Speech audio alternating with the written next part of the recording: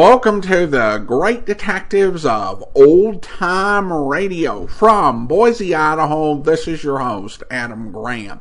If you have a comment, email it to me, box13 at greatdetectives.net. Follow us on Twitter at Radio Detectives, and check us out on Instagram, instagram.com/Great Detectives. I do want to encourage you to get your Great Detectives of Old Time Radio t-shirt.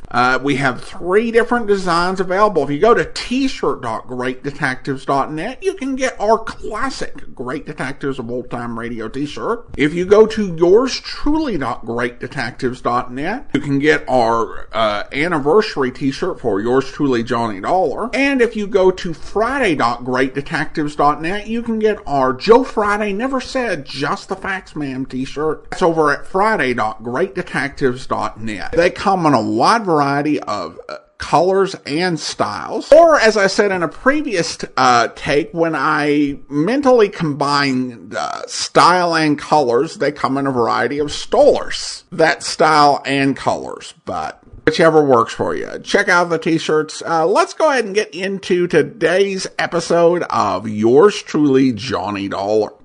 The original air date, August 4th of 1953, and this one is The Voodoo Matter. Wrigley's Spearmint Chewing Gum, the refreshing, delicious treat that gives you chewing enjoyment, presents for your listening enjoyment, John Lund as Johnny Dollar. Nelson Price, Johnny. Oh, yes. How are you, Mr. Price? Fine. Got a job for you. You'll have to go to the West Indies. The West Indies? Near Haiti, St. Ledger. Mr. Claude Sheldon holds a big policy with us. We insure him, his wife, and his farm. They've had a lot of trouble. It's going to cost us a lot of money, and we think an investigation is necessary. Come on down to the office, and I'll give you as much as I've got, Johnny.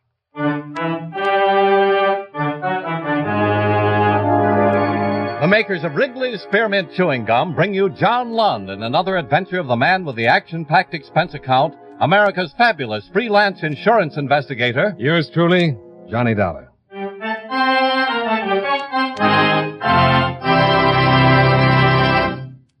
For refreshing taste, plus chewing enjoyment, treat yourself to delicious Wrigley's Spearmint Gum. When your mouth and throat feel hot and dry, a stick of Wrigley's Spearmint gives you quick, long-lasting refreshment. The lively, full-bodied spearmint flavor cools your mouth and freshens your taste. The chewing itself helps keep your throat pleasantly moist.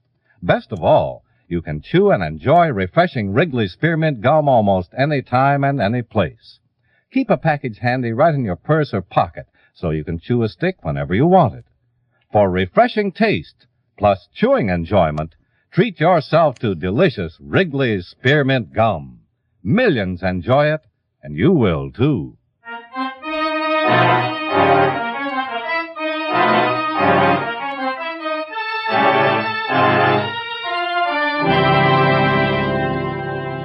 Expense account submitted by Special Investigator Johnny Dollar to Home Office International Insurance and Bonding Company, Hartford, Connecticut. The following is an accounting of expenditures during my investigation of the Voodoo matter. Expense account item 1, $206.40, plane fare and incidentals from New York to Port-au-Prince, Haiti, after receiving from you the necessary information concerning the insured, Claude Sheldon. After landing, I checked into the hotel and waited for Claude Sheldon as prearranged. I waited for about an hour. Come in. Mr. Dollar? That's right. Mr. Sheldon? Yes. I've been expecting you. Claude Sheldon pushed himself away from the door, grabbed a chair and dropped into it, took in long, deep breaths and smiled a very slow, weak smile.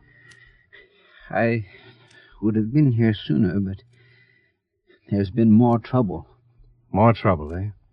Well, my company told me a little about it, but you better give me your own story. Certainly.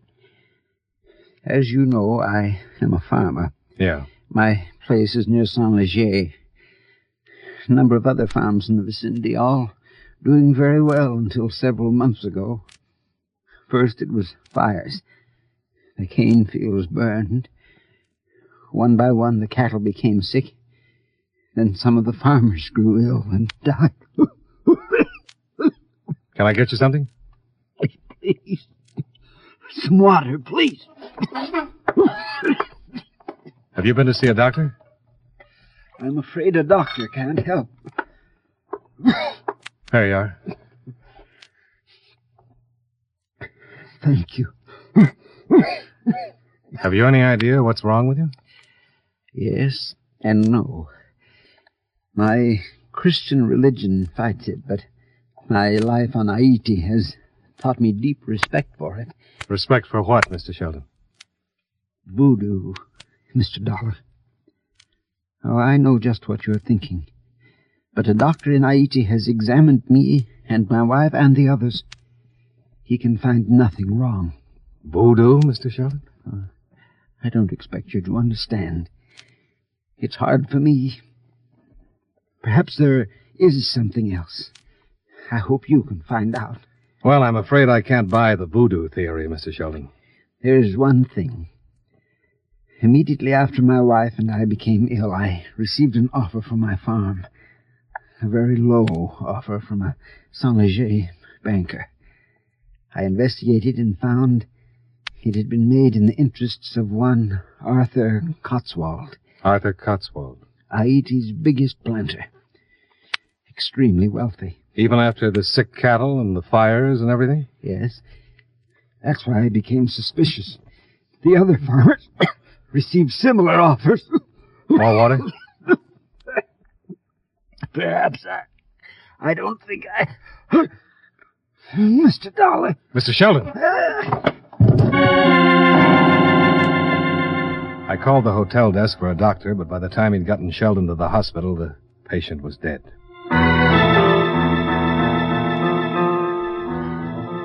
The authorities were called in, and I was questioned.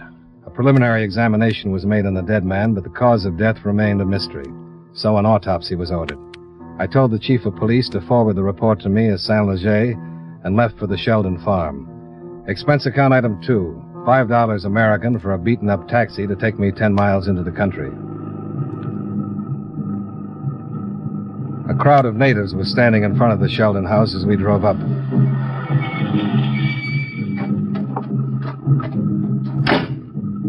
I didn't know what it was. No one said a word. But something was wrong. I could feel it.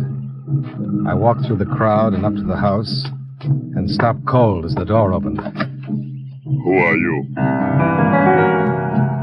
I'd never seen anything like him. A native who was a good 7 feet tall and must have weighed at least 300. Me, Bimba. Who are you? Me, I'm Johnny Dollar. I'm an insurance investigator. You from United States? Yeah. I'm supposed to investigate the trouble here. Me know. Master Shelton tell me. I saw Master Sheldon about an hour ago. He dead.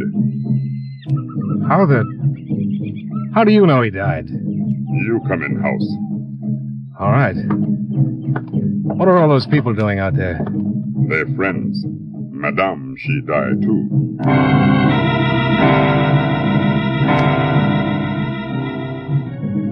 Bimba led the way into the bedroom, where Mrs. Sheldon lay on the bed, covered with a fresh white sheet, her eyes closed in death, her face drawn and tired. Bimba told me that she died about an hour before, and a cold chill ran up my back. I remembered her husband lying on the floor of my hotel room about an hour before. Bad voodoo. Is that why the cattle are sick and the fields burned? We bad voodoo. Mr. Sheldon thought a man named Cotswold might have something to do with it. Mr. Cotswold, big man. Very powerful. What are those drums? For Madame and Master. The voodoo. Good voodoo. Give blessing for spirit. For Madame and Master. I see. I want to talk to the police in Saint-Léger. Who do I see? Me take you.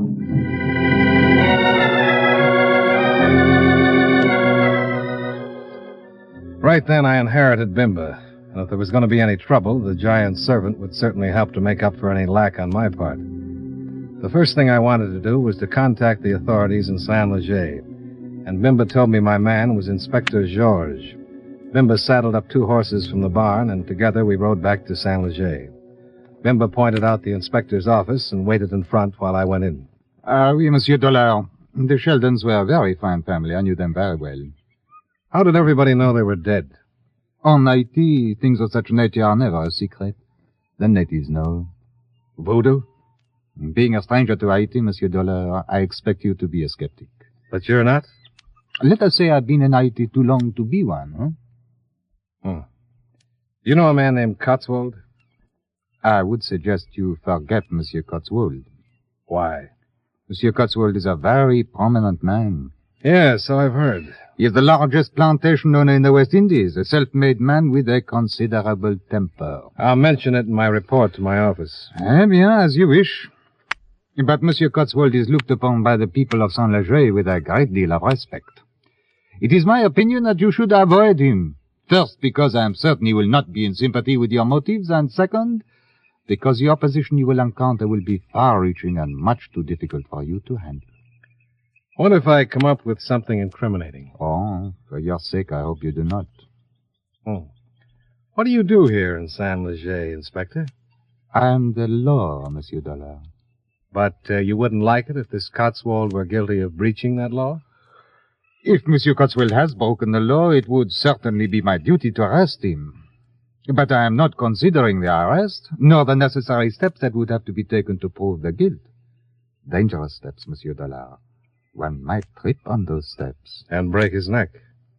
For 10 years I have been the law. If tomorrow Cotswold decided it was time for me to relinquish my position, I should probably retire. So you prefer the middle of the road, huh? It is much easier to see what is ahead. You can always get run down from behind. I do as much as I can to prevent that possibility.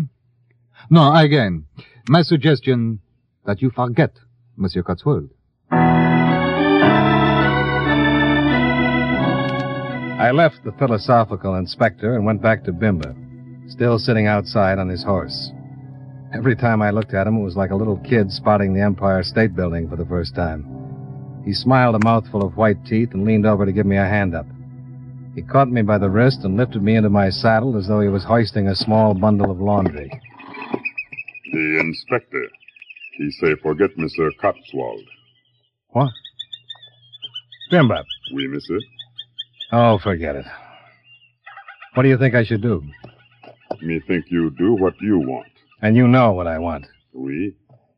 You want to go see Mr. Cotswold. The inspector says I shouldn't. You go anyway. You think it's a mistake? If you're afraid. But you're not. You're not strong like Bimba, but you're a good fighter. I don't like to fight, Bimba. Bimba know that. We go see Mr. Cotswold.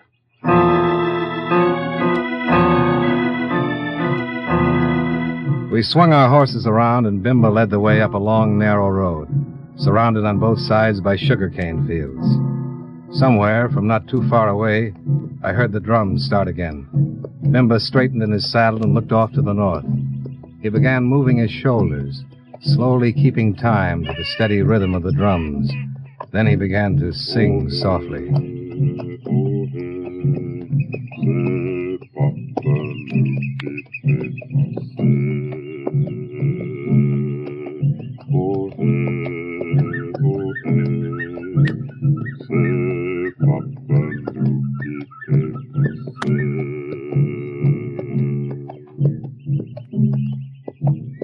What does that mean, Bimba? It mean in your language, it is our Papa who passes. Papa? Papa Damballa, the great source. Voodoo. We. I later must leave you. Today, Wednesday, is the day of Papa Damballa. He turned back to the north and continued his little chant until we reached the beginning of a long, high fence running along next to the narrow road. Bimba leaned down and swung open a big gate. Then we rode up the path that led through the Cotswold property until we reached the house. Sitting back between two huge trees was the Cotswold mansion. Bimba stayed on his horse, and I climbed down and walked to the front door. Mr. Dollar, watch out for Mr. Jocelyn. He guards Mr. Cotswold. Thanks.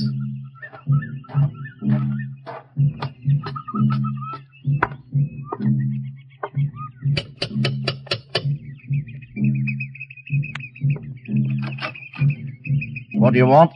I'd like to see Mr. Cotswold. You do, huh? What are you doing here, Bimber? I wait for Monsieur. Found himself a new governor, huh? You must be that dollar fella. I must be. Well, come in. Mr. Cotswold's been expecting you. Jocelyn wasn't a very small man himself. Looked as though he was capable of handling just about any situation that might come up. He led the way into a large paneled study, and I met Arthur Cotswold. The drums had stopped. I know why you're here, Mr. Dollar. Well, then that should make it a lot easier for both of us. For some reason, the farmers are suspicious. Their fear is divided between me and Voodoo. Sheldon convinced some that I might be responsible. And of course you're not. Of course. Sheldon thought you might want to get control of the other farms in Saint-Leger. I simply tried to help them. With their cattle sick and their crops gone, I had my banker make them an offer. What would you want with sick cattle? I could use the land. You think the cattle will get better and the crops won't fail if you control the land? I intend to do away with the sick cattle. I have no use for the crops. Have any of your cattle been affected? None. That's pretty strange. Haiti is a strange land. And on this point, I would most certainly give you advice. Go home, Mr. Dollar. Leave well enough alone. Well enough is pretty bad, the way I see it, Mr. Cotswold. And I'll leave after I've gotten a few answers. Mr. Dollar, I am not a patient man. I've gone out of my way to give you some healthy advice. Heed it, for your sake. I won't forget it for a minute. You persist in this investigation? I get paid to persist, Mr. Cotswold.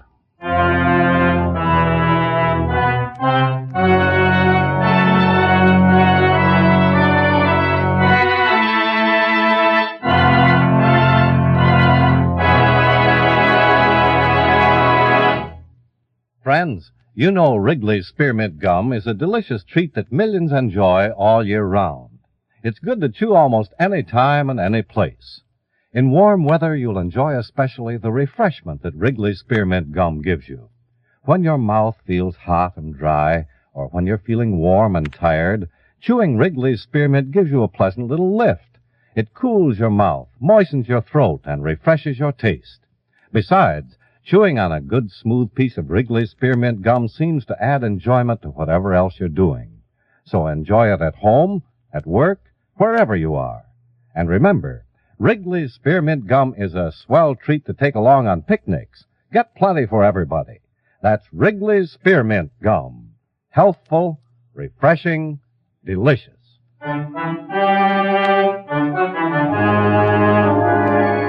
And now, with our star, John Lund, we bring you the second act of Yours Truly, Johnny Dollar.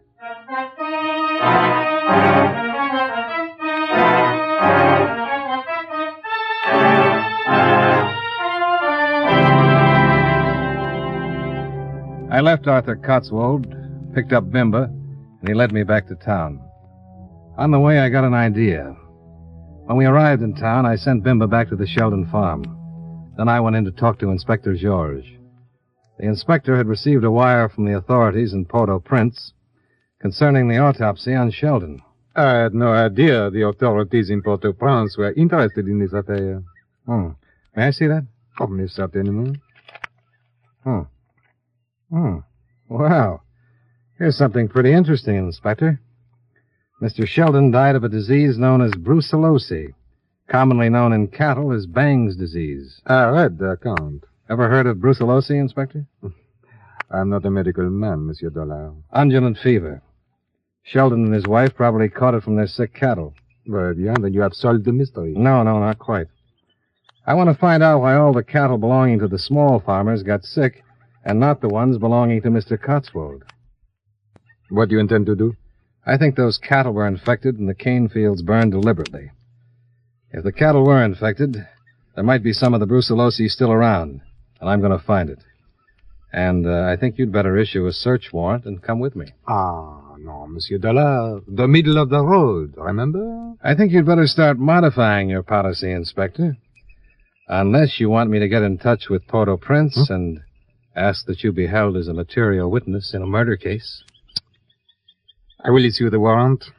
I kind of thought you would. Oui, I will issue it, but you certainly don't think it will be able enough to get you into that house. No, but it'll make it legal. I sent Bimba back to collect some of his friends. They're going to help us get into that house, Inspector. Oh, I will take no part in violence. They won't even be with us. It'll be easy to search the Cotswold place if Cotswold was out fighting a fire. A fire? Oh, just a harmless fire. But far enough away so that Cotswold will think it's his cane fields. Oh. Well, I don't agree with such methods, Monsieur Dollar, but as long as it's a harmless fire, I will issue the warrant. Well, welcome back to the gutter, Inspector.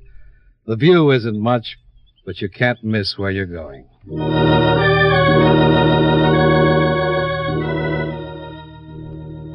When we reached the Sheldon farm, we saw a crowd of natives standing out in front.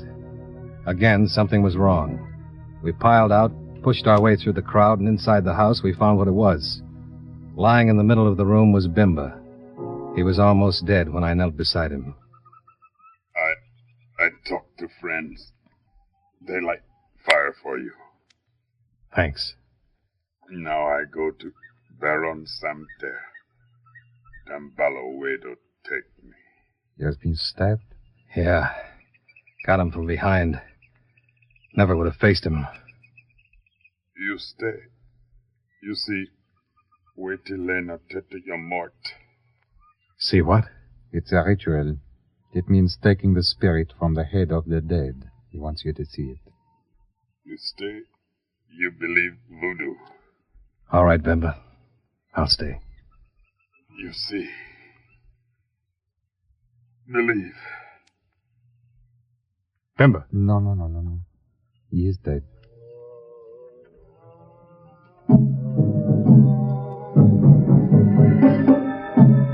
The next few hours I'll never forget. The natives came into the house and placed Bimba on a bench.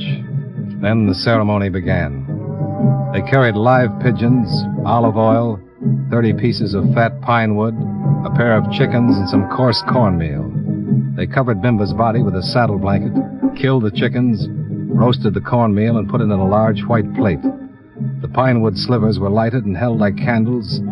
Then a man they called Donet took the white plate in one hand and the pot with the chicken in the other and approached the fire, chanting a strange dirge.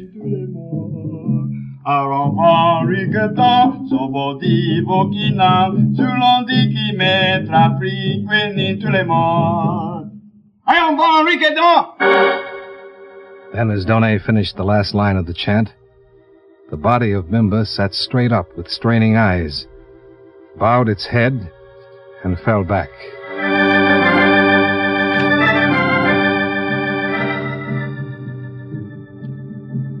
The inspector and I drove over to Cotswold's house and waited while the moon climbed up over the clouds and the drums in the distance tangled my nerves into knots. After an hour of waiting, a dull glow to the south started the expected commotion in the Cotswold household, and we climbed out of the car. Fire, Mr. Cotswold! The cane field! Get the servants! Get the servants! Get every man out there to fight that fire! Hey! It worked. Yeah. Give them a few minutes and we'll go into the house.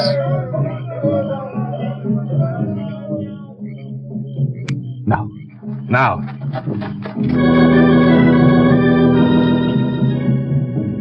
The inspector and I took the Cotswold house apart like a well-trained wrecking crew and came up with exactly nothing.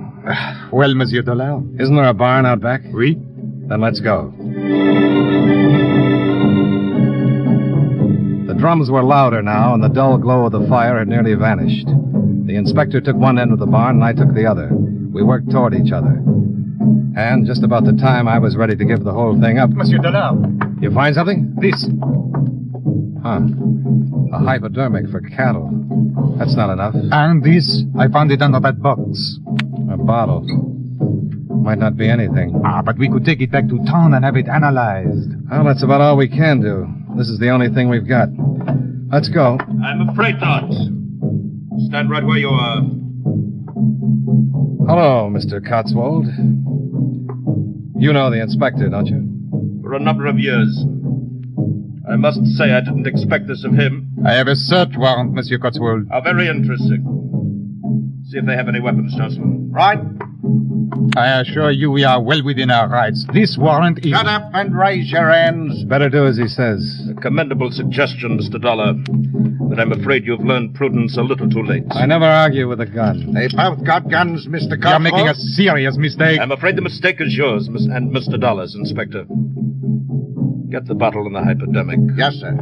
Is that the stuff you've been infecting the cattle with? It is. You see, you really should have taken my advice and returned to the States.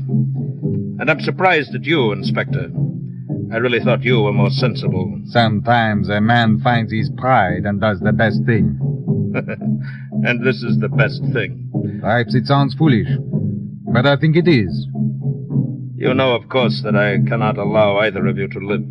Tell me something. Who killed Bimba? I think Jocelyn can answer that. But enough conversation. I'll leave the details in your hands. Yes, sir. Goodbye, gentlemen. All right, start walking. Jocelyn, you won't... Shut up. Now do what I tell you and start walking.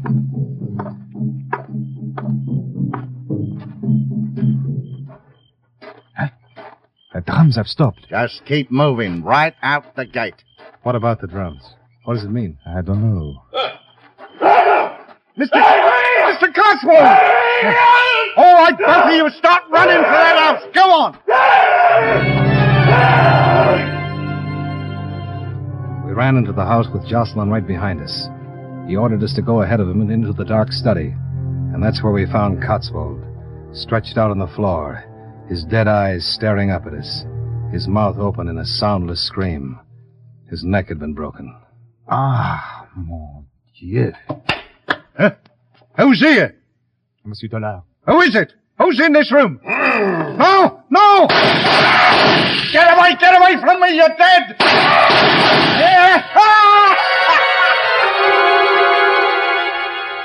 You won't believe it, and to this day I'm still not sure. But there in the darkness was a huge man, and he looked exactly like Bimba. Jocelyn shot him 6 times, and he kept right on coming. Then he grabbed Jocelyn and crushed him like an eggshell. By the time we'd collected our wits, the giant had disappeared through the door and into the night. Monsieur Dollar. I think I'll sit down. Was it Bimba? I don't know. I don't want to know anything. I just want to get on the first plane back to the States and relax for a week in a tub of hot mud.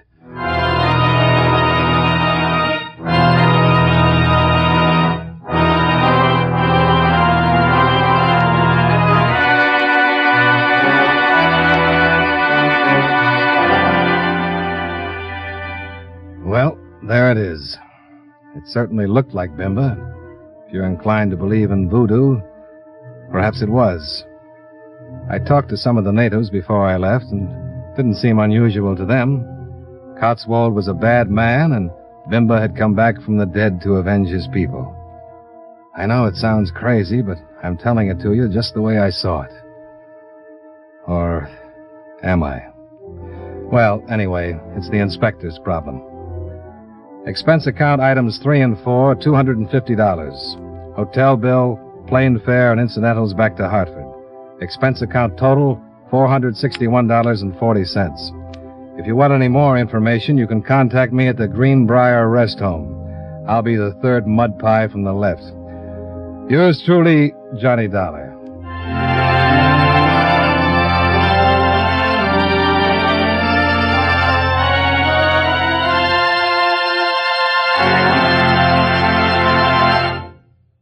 Remember, friends, for refreshing taste plus chewing enjoyment, treat yourself to delicious Wrigley's Spearmint Chewing Gum.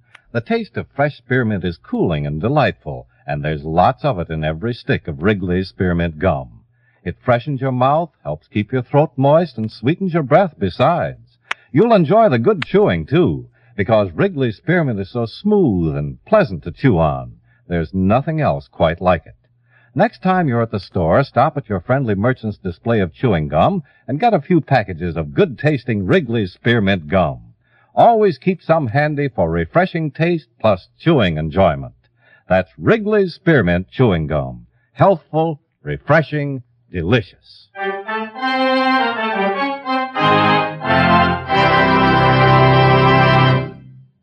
Yours truly, Johnny Dollar, brought to you by Wrigley Spearmint Chewing Gum, stars John Lund in the title role and was written by Blake Edwards with music by Eddie Dunstetter. Featured in today's cast were Tudor Owen, Parley Bear, Roy Glenn, Ben Wright, Bill Conrad, and Jester Hairston. Yours truly, Johnny Dollar, is produced and directed by Jaime Del Valle.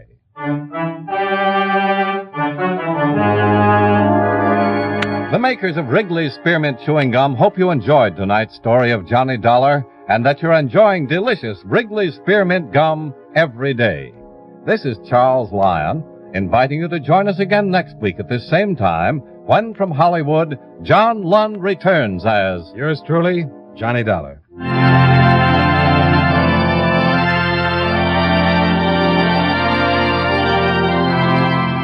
This is the CBS Radio Network. Welcome back. Haiti is one of those locations where there was a definite fascination with it. And generally, if you have a story set in Haiti, you'd have a story with voodoo. So you could also do the voodoo story and set it in Louisiana if you wanted to save on the international fare. If you recognize the voice of Bimba, that was none other than Jester Hairston. Hairston had a fantastic long career in entertainment. For old-time radio fans, he's probably best remembered as King Moses in Bold Venture. But his music is probably more legendary than his acting. He did a lot of arrangements, particularly of spirituals. He composed more than 300 of his own and was really a goodwill ambassador for music. He also appeared on the Amos and Andy TV show and in Amen as Raleigh Forbes. So an incredible talent. Now on to listener comments and feedback. And over on Podbean, we have a comment from Crow Geo, who writes, on the Black Doll Johnny Dollar episode, I can't figure out why the insurance company sent Johnny in the first place. The beneficiaries weren't ever suspected. What did I miss? Well, thanks so much for the comment, and I think it's a fair one. Now, certainly the insurance company might have some sort of interest in investigation when they're going to make a payment, just to ensure that in terms of the death and how it happened, that it crossed all the T's and dotted all the I's. Was it suicide? Was the death something or from some cause that was excluded under the policy? So the insurance company would have an interest in the investigation as far as that goes. If the murder was not committed by the beneficiary, and it's clear that that didn't happen, does the insurance company have an interest in who done it? No. Now, I suppose you could make a case for Johnny to pursue the case as far as possible until the police reach a conclusion or abandon the investigation, to make double and triple sure that the beneficiary wasn't connected to it. It would be a huge shame for the insurance company to pay out a policy only to find out that the beneficiary did a murder for hire and they've skedaddled with the money. Though that's is such a remote possibility in that particular case, that logic is kind of dubious. I think what sometimes happens is that writers honestly forget the insurance angle. They want to tell their mystery story. And some writers, and I think Blake Edwards definitely falls into this category, forgets the insurance company really needs to have a strong motive to have an investigator looking into it as hard as Johnny is going to do. Because in real life, the insurance company, on a lot of these cases, would say, okay, well, this was not really necessary or part of your job. We're not going to pay the expenses after this particular day, and we're not going to pay you commission for this additional time that you spent out there on this investigation. And I think the same thing could be said for the Voodoo matter. once the insured is dead, and the beneficiary's not at all a suspect in this, Johnny's interest and the insurance company's interest really does seem to cease. Unless there are other farms that the insurance company insures, which I don't think we're ever told in this. Now, I suppose you could make up an explanation that he wants to solve cases once he gets involved, and that Johnny is so in demand as an insurance investigator that the companies just kind of let him exceed what their interest is to keep him happy and be able to engage him next time they need an investigator. Of course, if that were the case, it would just be easier for the insurance company to call another investigator when one of these cases like the Black Doll matter comes up, where it doesn't look like the company has an interest. And again, this is me kind of shooting from the hip, imagining what the insurance company's interest might be. Now, if someone out there has some insight that's where the insurance company would, for whatever reason, continue beyond the question of whether the claim should be paid or not, I would love to hear, because then we can understand better. And then we have an email here from Hannah.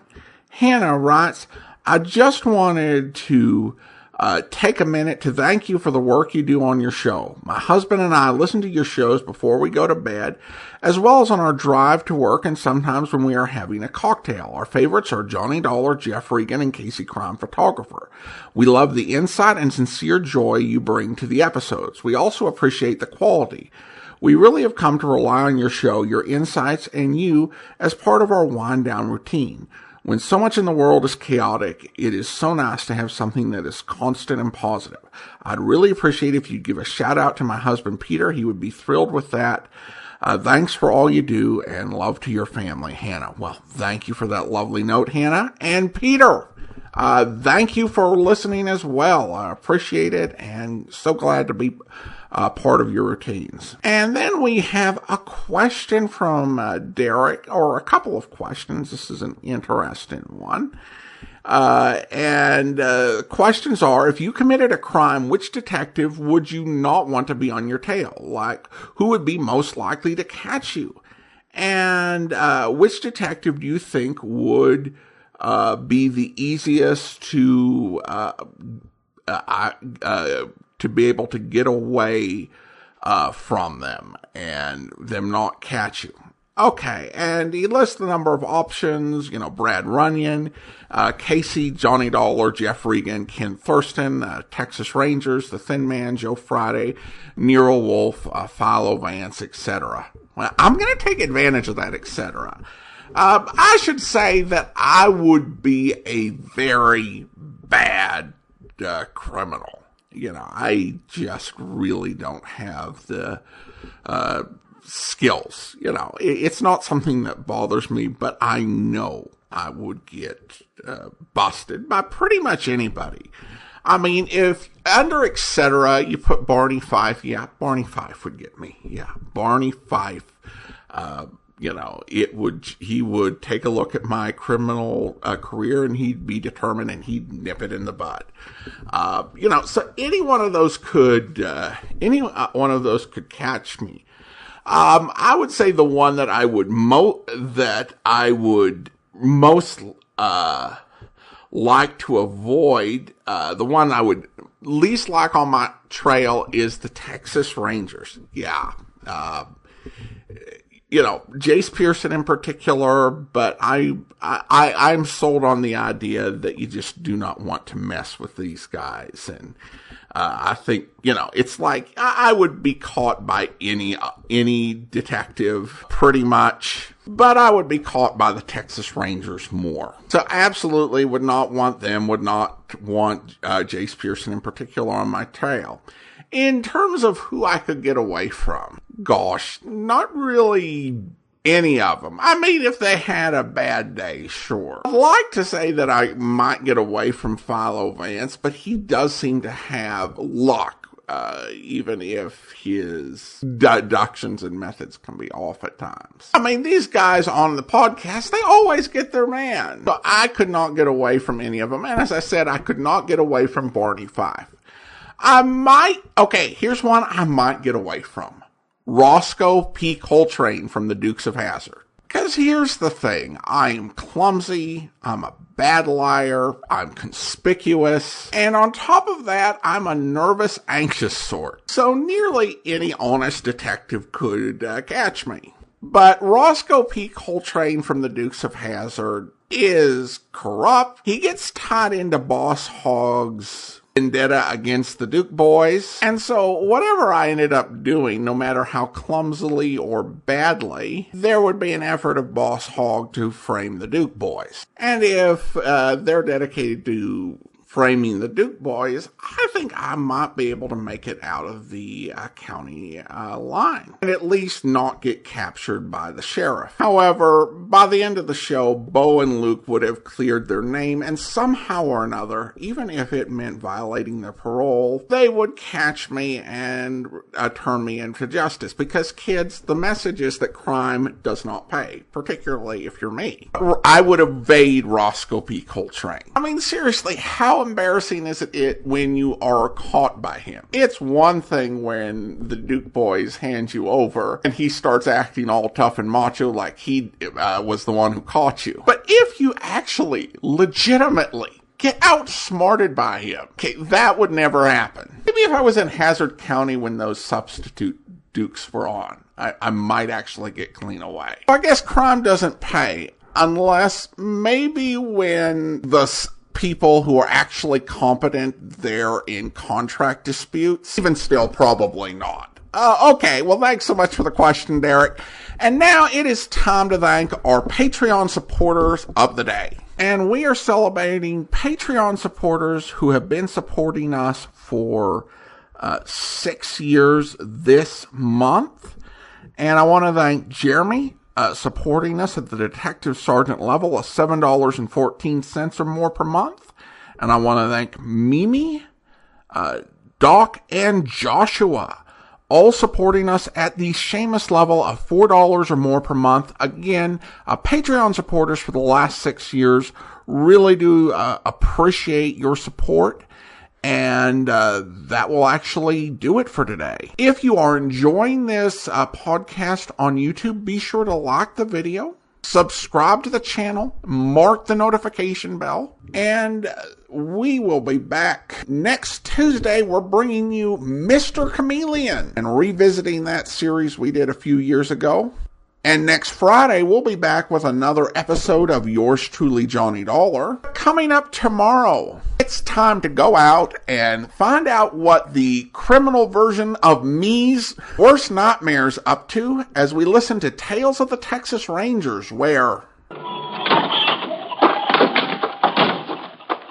Jace, am I glad to see you. Howdy, Sheriff. It's been a long time. Yeah, a month of Sundays. Now, I hope I didn't call you down here for nothing, Jace, but this looks mighty fishy to me. So I want you to take a look at the body. Hasn't been taken down yet? No, I put in a call to the coroner, but he was out somewhere. I left a message for him to come out here as soon as they could locate him. How'd you find out about the body, Sheriff? I got a phone call, Jace, about 9:15. Said it was George Horks and he was going to kill himself.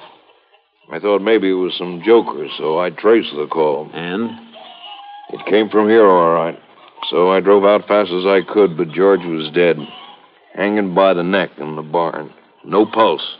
Body still warm. Sheriff, I know you didn't call me down here to investigate a routine suicide. What's the catch? Well, I'm getting to that. Come in the barn. This is just the way he was when I found him.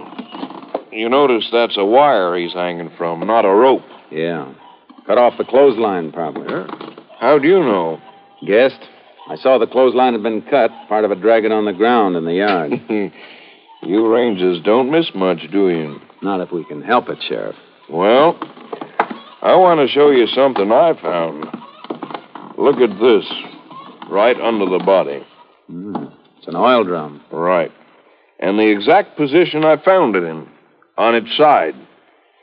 Now, you'll notice, Jace, that it's the only thing near enough that George could have stood on while he put the wire around his neck.